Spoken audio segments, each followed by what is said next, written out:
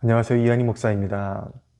며칠 전 교회에서 성경 공부를 나누었던 내용 가운데 이 내용만큼은 더 많은 사람이 알 필요가 있겠다 싶은 내용이 있었습니다.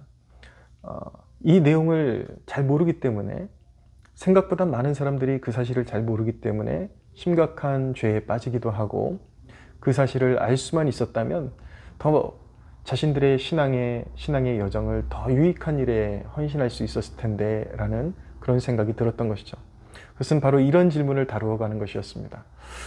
과연 거듭난 하나님의 자녀가 사탄의 도구가 될 수 있는가? 과연 거듭난 징표가 있는 하나님의 백성들이 사탄의 손에 붙잡혀서 휘둘리고 오히려 하나님 나라를 회방하는 데 쓰임받을 수 있는가라는 질문에 대한 대답이었습니다.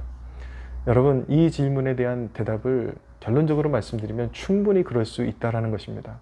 그래서 우리는 조심해야 되고 경각심을 가지고 자신의 신앙을 정말 조심스럽게 운영해 나갈 필요가 있는 것이죠. 그 증거가 어디 있습니까? 바로 성경에도 나타나고 그리고 우리가 신앙생활을 하고 있는 교회의 현장 그리고 삶의 현장 속에서도 얼마든지 발견할 수 있는 내용인 것입니다. 먼저 성경을 보면 여러분, 정말 악한 사람들만 그렇게 사단의 도구로 쓰임받게 되는 것은 아니었다라는 사실을 발견하게 될 때에 사뭇 놀라게 될 것입니다. 요셉의 형들을 보십시오. 동생을 향한 질투심에 잘못된 감정에 붙잡혀서 요셉을 죽이려고 모의하기도 하고 또 그들은 참소자가 되고 또 그 질투심으로 동생을 애굽의 노예로 팔아버리는 죄에 가담하기도 했던 것입니다. 잘못된 자화상 때문에 자신들이 받아야 되는 사랑을 동생 요셉이 다 가로챘다라는 잘못된 자화상 때문에 그들은 그 상처를 잘 처리하지 못하고 그런 살인하는 마음으로 치닫고 죄악에 정말 몹쓸 죄악에 그렇게 참여하는 모습을 보이기도 한 것입니다. 신약 성경을 보면 사도 베드로가 그랬죠. 사도 베드로도 한때는 주님의 뜻을 온전히 알지 못하고 주님을 위한다고 한 말인데도 불구하고 말로써 주님의 사역을 회방한 적이 있습니다. 예수님께서 공생애를 하실 때에 십자가를 지셔야만 하는 그리고 죽은 자 가운데 살아나셔야 하는 그 사실을 말씀하셨을 때 베드로는 깨닫지 못하고 주님을 위한다라는 명목으로 말한 것이지만 결국 결론은 그는 말로써 주님의 사역을 회방한 꼴이 되고 말았던 것입니다. 그래서 예수님께서 뭐라고 말씀하셨습니까? 사탄아, 내 뒤로 물러가라 라는 소리까지 들어야 했던 것이죠. 특별히 여러분, 어떤 사람이 형제를 참수합니까? 여러분, 어떤 사람이 사탄의 손에 붙들려서 형제를 참수하고 교회를 회방하고 참수하는 죄악에 빠져들 여지가 가장 큰 것일까요? 여러분, 저는 오늘 상처에 대한 경고를 드리고 싶습니다. 상처를 잘 처리하고 치유되지 않으면 반드시 아무리 거듭난 영혼이라 할지라도 형제를 참수하고 교회를 회방하고 해악을 끼치는 도구로 쓰임받을 수가 있는 것입니다. 상처라는 것은 반드시 어떤 잘못된 열매를 산출하게 되어 있습니다. 거짓을 만들어내고 그리고 회방하고 그리고 참수하는 그런 열매들을 맺을 수밖에 없는 것이죠.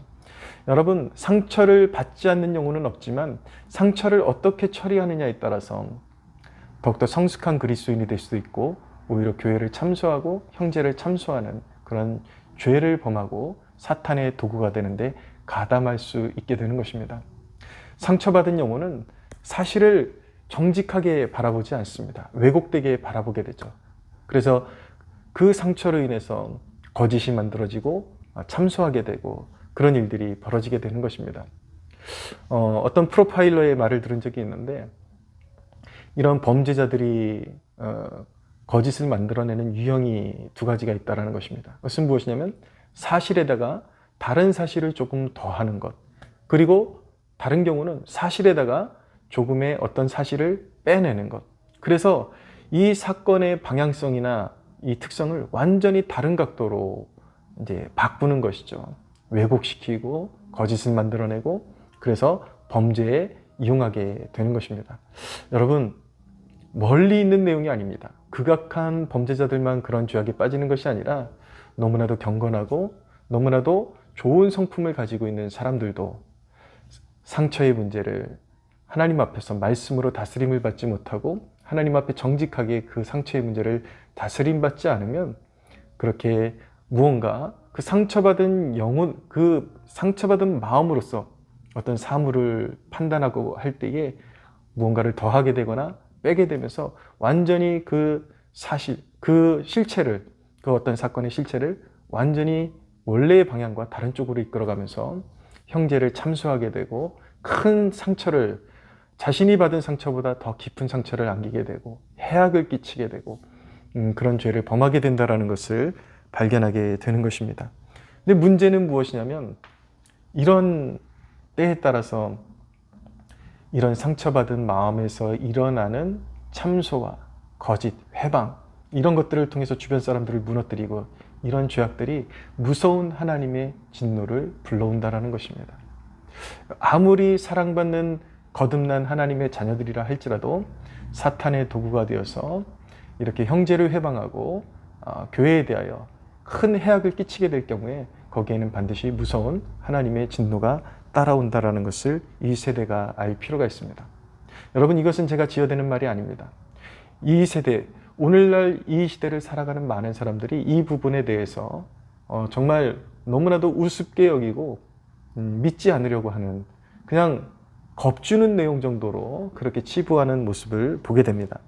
그러나 여러분, 이것은 우리 믿음의 선조들이 진리로서 명확하게 그렇게 정의를 하고 그렇게 믿어왔던 핵심적인 교리의 내용이었다는 것을 말씀드리고 싶습니다. 우리 장로교회의 헌장이라고 불리는 웨스트민스터 신앙고백서에 보면 이런 내용이 있습니다. 성도의 견인이라는 그런 목차에 이런 내용이 있습니다. 그러나 성도들은 사탄과 이 세상의 시험을 받으며 그들 안에 남아있는 죄의 부패한 요소가 깊이 퍼지고 그들을 보존해주는 은혜의 방편들을 무시함으로써 중한 죄에 빠질 수 있으며 그리고 얼마 동안 그 죄 가운데 거하기도 한다.